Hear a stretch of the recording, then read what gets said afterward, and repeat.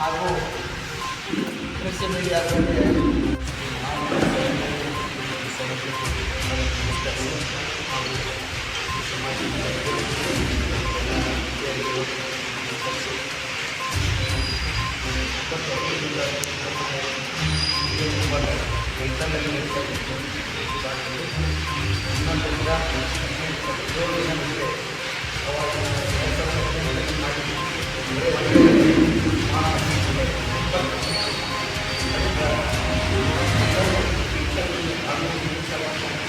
ಸಮಸ್ತ ಭಕ್ತರು ಎಲ್ಲರೂ ಎಲ್ಲ ದೇಶದ ಮೂಲಗಳಿಂದ ನಾಗಾಸಂಗಳು ಎಷ್ಟೋ ಆಶೀರ್ವಾದ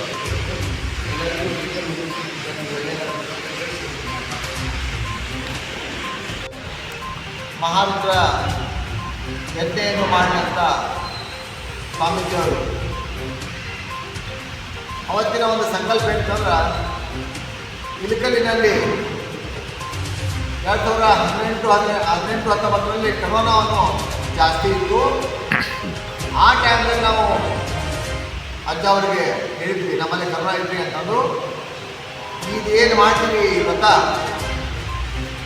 ಯಜ್ಞ ಯಾಗ ಮಾಡೋದ್ರಿಂದ ನಿಮ್ಮ ಕರೋನಾ ಬರೋಲ್ಲ. ಅಕಸ್ಮಾತ್ ನಮ್ಮ ಪೂಜಾ ಮುಗಿದಿಂದ ಒಂದು ಯಾವುದಾರ ಕರೋನಾ ನಿಮ್ಮಲ್ಲಿ ಬಂತು ಅಂದ್ರೆ ನಮಗೆ ಸ್ವತಃ ಬಂದು ನೀವು ಪ್ರಶ್ನೆ ಮಾಡ್ಬೋದು ಅಂತ ಹೇಳಿದಾಗ ನಾವು ಎಲ್ಲರೂ ಸೇರಿ ಸಮಿತಿಯರು ಎಲ್ಲ ಊರಿನ ಗಂಟೆ ಮಾಡಿಕೊಂಡು ಸೇರಿ ಅವರ ಕೆಲಸ ಮಾಡಿದಂಥ ಯಾಗ ಅತಿ ವಿಜೃಂಭಣೆಯಿಂದ ನಡೆದು ಹಾಗೂ ತಾವು ಎಲ್ಲ ಸಾಥ್ ಕೊಟ್ಟು ಒಂದು ಒಳ್ಳೆಯ ರೀತಿಯಿಂದ ನಡೆದಿದೆ.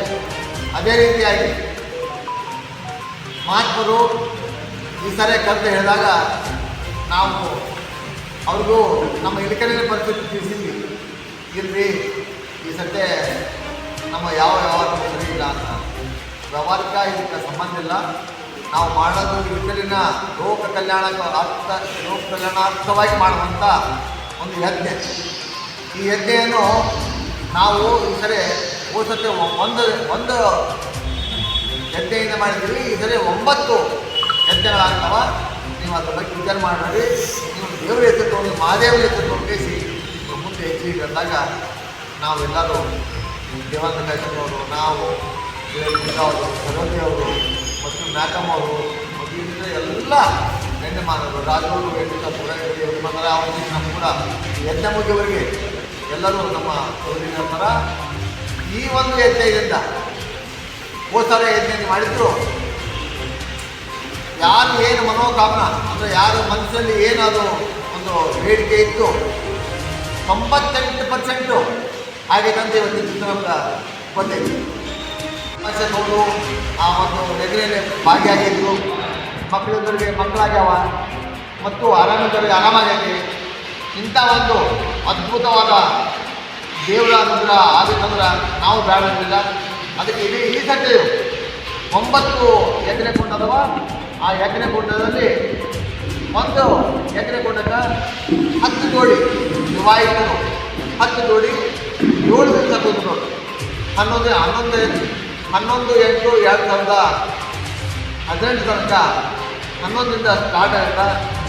11ಕ್ಕೆ ಎಲ್ಲ ಮಹಾತ್ಮರು ಮತ್ತು ಪಂಡಿತರು ಎಲ್ಲರೂ ಬರ್ತಾರೆ. ಅವತ್ತಿನ ಇಡೀ ನಮ್ಮ ಇಳಕಲ್ಲಿನ ಜನಾಂಗ ಹಾಗೂ ಸುತ್ತಮುತ್ತಲಿನ ಜನಾಂಗ ಬೇರೆ ಬೇರೆ ಊರಿನಿಂದ ಬಂದು ಅವೆಲ್ಲ ಮಹಾತ್ಮರನ್ನ ಮತ್ತು ಪಂಡಿತರನ್ನ ಅವರು ಒಂದು ಬರುವಿಕೆ ನಾವು ಎಲ್ಲರೂ ಬರಮಾಡಿಕೊಳ್ಳಬೇಕು. ಅದು ಕಳಸದೊಂದಿಗೆ ಒಂದು 1000 ಕಳಸ ಅಂತ ಹೇಳಿದ್ವಿ. ನಾನು ಹೇಳ್ಯಾರ ನಿನ್ನೆ ಇಡೀ ಇಳಕಲ್ಲಿನ ಸಮಾಜದಲ್ಲಿ ಎಲ್ಲರಿಗೂ ಕರೆಸಿ ಎಲ್ಲ ಅಧ್ಯಕ್ಷರು ಕರೆಸಿ ಅವರಿಗೆ ಒಂದು ಮನವಿಯನ್ನು ಮಾಡಿಕೊಂಡಿದ್ವಿ. ನೋಡಿರಿ ಈ ಸದ್ಯ ಈ ರೀತಿ ಐತೆ ಮತ್ತು ಈ ರೀತಿ ತಾವೆಲ್ಲರೂ ಸಹಕಾರ ತನುಮನದಿಂದ ಸಹಾಯ ಮಾಡಿದ್ರೆ ಒಂದು ಒಳ್ಳೆಯ ಕಾರ್ಯಕ್ರಮ ಆಗಬೇಕು ಊರಾಗ.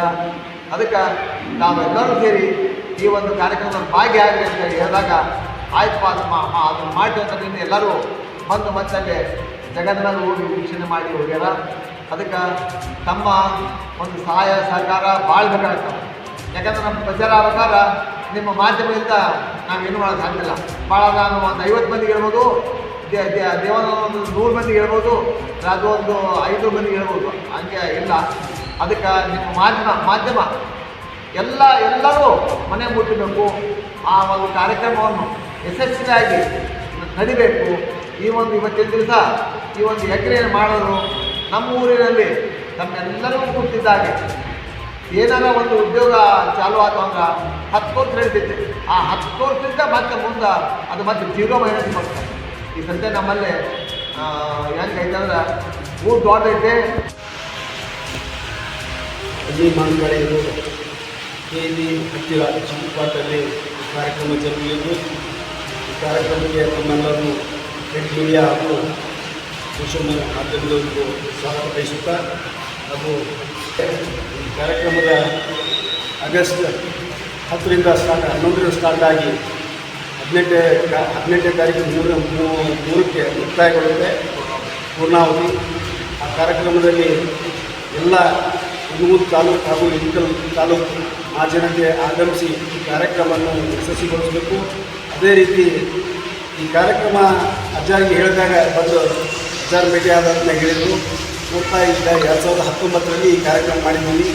ಕಾರ್ಯಕ್ರಮ ಮಾಡಿದಲ್ಲೇ ಸ್ವಲ್ಪ ಇಳಕಲಲ್ಲಿ ಸ್ವಲ್ಪ ರೋಗ ರುಜಿನ ಹಾಗೂ ವಯಸ್ಸಿದ್ದರು ಹಾಗೆ ನೋಡ್ತಾ ಇದ್ದರು. ಹೆಚ್ಚಿನ ಇದ್ದಿದ್ದಾಗ ಆರೋಗ್ಯ ಭಾಳ ಸಣ್ಣ ವಯಸ್ಸಿನಲ್ಲಿ ಆರೋಗ್ಯ ಕೆಡೋದು ಹಾಗೂ ಈಗ ವ್ಯಾಪಾರಸ್ಥರು ಹಿರಿಯರು ಹೇಳಿದರು, ಇವತ್ತು ತಂದೆ ಮಾಡಿದ್ದು ಮಗ ಮಾಡೋಕ್ಕಿಲ್ಲ ಅಂತಲೇ ಬದಲಿ ಮಾಡ್ತಾ ಇದ್ದಾರೆ ಎಂಬ ಒಂದೇ ಉದ್ದೇಶದಲ್ಲಿ ಮುಂದುವರಿತಾ ಇಲ್ಲ. ಅದಕ್ಕೋಸ್ಕರ ಈ ಇಳಕಲ್ ಮತ್ತು ಹುಣಗೂರು ತಾಲೂಕು ಎಲ್ಲ ಸಮಸ್ತ ಜನತೆಗೆ ಒಳ್ಳೆಯದಾಗಲು ಈ ಗುರುಗಳು ಮಹಾಯಜ್ಞೆ ಮಾಡ್ತಾ ಇದ್ದಾರೆ. ಈ ಕಾರ್ಯಕ್ರಮದಲ್ಲಿ ಅವೆಲ್ಲ ಪಾಲ್ಗೊಂಡು ಯಶಸ್ವಿಗೊಳಿಸಬೇಕಂತಂದು ತಮ್ಮ ಮುಖಾಂತರ ಈ ಸುದ್ದಿಗೋಷ್ಠಿ ಹೇಳೋದು ಪೂಜ್ಯರ ಸುರಕ್ಷೆಯಲ್ಲಿ ಮತ್ತೊಮ್ಮೆ ಎಲ್ಲ ಹುಣಗೂರು ತಾಲೂಕು ಮತ್ತು ಇಳಕಲ್ ತಾಲೂಕಿನ ಜೊತೆಗೆ ಸ್ವಾಗತ ಬಯಸುತ್ತಾ ಈ ಕಾರ್ಯಕ್ರಮದಲ್ಲಿ ಹೆಚ್ಚಿನ ಪ್ರಮಾಣ ಜನ ಬಂದು ಸೇರಿಸಬೇಕಾ. ಈ ಯಜ್ಞ ಯಾವುದ ಜಾತಿ ಯಾವುದ भेद भाव यज्ञ में ಇಲ್ಲ. ಎಲ್ಲರ बंद पुण्य में भाग लेना. किसी प्रकार का ऐसा नहीं सोचना है कि देवानंद जी कार्य कर रहे हैं, किसी प्रकार से ऐसा नहीं सोचना है राजू दोड़ा जी काम कर रहे हैं, किसी प्रकार से नहीं सोचना है लक्ष्मण जी काम कर रहे हैं. ये यज्ञ संपूर्ण समाज के कल्याण के लिए काम किया जा रहा है. और कहीं न कहीं ये लोग हमेशा समाज को दिखाते हैं कि मैं आपके लिए ये करूँगा, मैं आपके लिए वो करूँगा, मैं आपके लिए ऐसा करूँगा, मैं आपके लिए वैसा करूँगा. इसलिए हमने इनको पकड़ रखा है कि आप बहुत बातें करते हो, आप सच में समाज के कल्याण के लिए काम करो. तो इसलिए हमने इनको रखा है. बाकी इनके पीछे हर समाज के लोग काम कर रहे हैं. तो आप सभी से आग्रह है कि किसी प्रकार का कोई भेदभाव का शिकार नहीं होइएगा. आप लोग निसंकोच आकर के इस यज्ञ में भाग लीजिएगा. और गंगा में हर कोई स्नान करता है, गंगा सबके कल्याण का चिंतन करती है. इसी के साथ अपने वाणी को विराम देता हूँ. नमः पार्वती पते हर. ಅಜಯ್ ಮಾನ್ಗಡೆ KD ಹತ್ತಿರ ಚಿಕ್ಕಪಾಟಲ್ಲಿ ಕಾರ್ಯಕ್ರಮ ಜರುಗಲಿದ್ದು, ಈ ಕಾರ್ಯಕ್ರಮಕ್ಕೆ ನಮ್ಮೆಲ್ಲರೂ ಪ್ರಿಂಟ್ ಮೀಡಿಯಾ ಹಾಗೂ ಸೋಷಿಯಲ್ ಮಾಧ್ಯಮದವರಿಗೂ ಸ್ವಾಗತ ಬಯಸುತ್ತಾ, ಹಾಗೂ ಈ ಕಾರ್ಯಕ್ರಮದ ಆಗಸ್ಟ್ 10ರಿಂದ 11ರಿಂದ ಸ್ಟಾರ್ಟ್ ಆಗಿ 18ನೇ ತಾರೀಕು 3ಕ್ಕೆ ಮುಕ್ತಾಯಗೊಳ್ಳುತ್ತೆ ಪೂರ್ಣಾವಧಿ. ಆ ಕಾರ್ಯಕ್ರಮದಲ್ಲಿ ಎಲ್ಲ ಹುಣಗೂರು ತಾಲೂಕು ಹಾಗೂ ಇಳಕಲ್ ತಾಲೂಕು ಆ ಜನತೆ ಆಗಮಿಸಿ ಈ ಕಾರ್ಯಕ್ರಮವನ್ನು ಯಶಸ್ವಿಗೊಳಿಸಬೇಕು.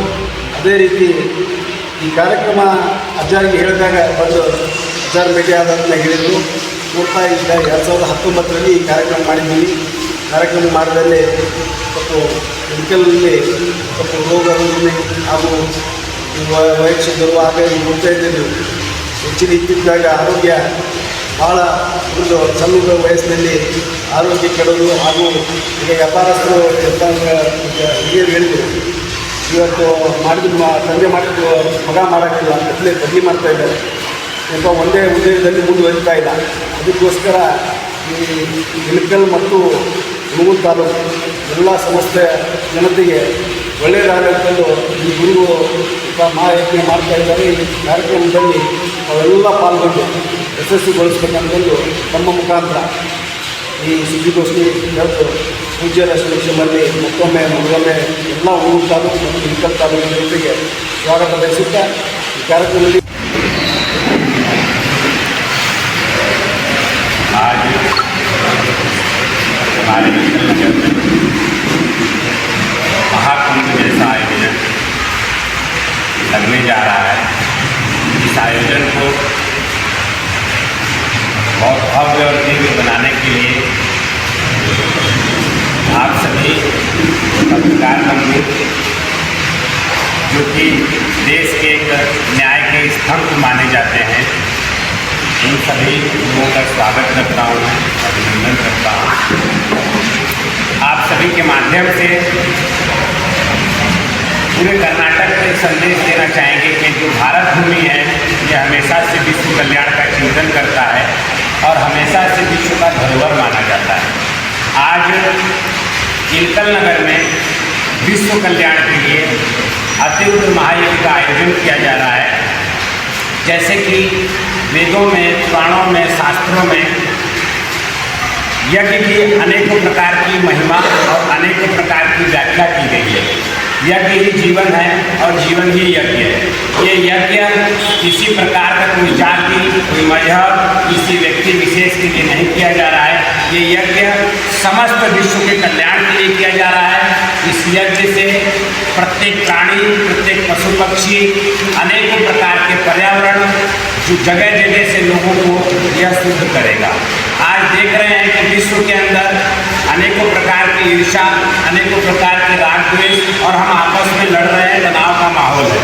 कहीं न कहीं यज्ञ पूरे विश्व में शांति लाएगा, पूरे विश्व के लिए ऊर्जा और बहुत सारी प्राकृतिक ऊर्जाओं से भरेगा लोगों को। जैसे कि इलकल नगर के लिए बहुत सौभाग्य की बात है कि गंगा स्वयं हमारे इलकल नगर में चल के आ रही है। जैसे कि हमने देखा अभी इस साल के जनवरी में उत्तर प्रदेश के प्रयागराज में लाखों सन्यासी थे और उनका दर्शन करने के लिए देश के नहीं विदेश में भी लोग आकर के इस आयोजन में भाग लिए। आज हमारे इलकल नगर में भारत देश के तमाम तीर्थ स्थानों से आकर के साधु संत इस आयोजन में भाग लेंगे। साथ ही साथ कहना चाहूँगा कि अधिक से अधिक संख्या में इस यज्ञ में लोग आएँ और अपने जीवन को कल्याणमय बनाएं। इस यज्ञ के अंदर 5 लाख रुद्राक्ष रखा गया है जो निःशुल्क लोगों को वितरण किया जाए। उस रुद्राक्ष से हमें क्या फल प्राप्त होगा? जैसे कि अभी लक्ष्मण जी ने कहा कि पिछले वर्ष जब हम यज्ञ कर रहे थे तो अनेकों लोगों को पुत्र नहीं थे, अनेकों लोगों के जीवन में शांति नहीं थी, अनेकों लोगों के जीवन में अनेकों प्रकार की दुख समस्याएं था। उसी प्रकार से रुद्राक्ष जो है नेपाल से लाया जा रहा है और इसको अनेकों प्रकार की सिद्धियों से सिद्ध करके सभी भक्तों को निःशुल्क दिया जाएगा। इसका कोई रेट नहीं है कि हमें पैसा देना पड़ेगा, किसी प्रकार का दुख तकलीफ उठाना पड़ेगा। साधारण से साधारण व्यक्ति इस रुद्राक्ष को लेकर के धारण कर सकता है और जो भी व्यक्ति इस रुद्राक्ष को धारण करेगा उसके जीवन में कोई भी समस्या चल रही हो, कोई भी कष्ट चल रहा हो, भगवान उसको उस रुद्राक्ष को धारण करने मात्र से उसके जीवन में अनेकों प्रकार की सुख शांति लाएंगे। इस यज्ञ में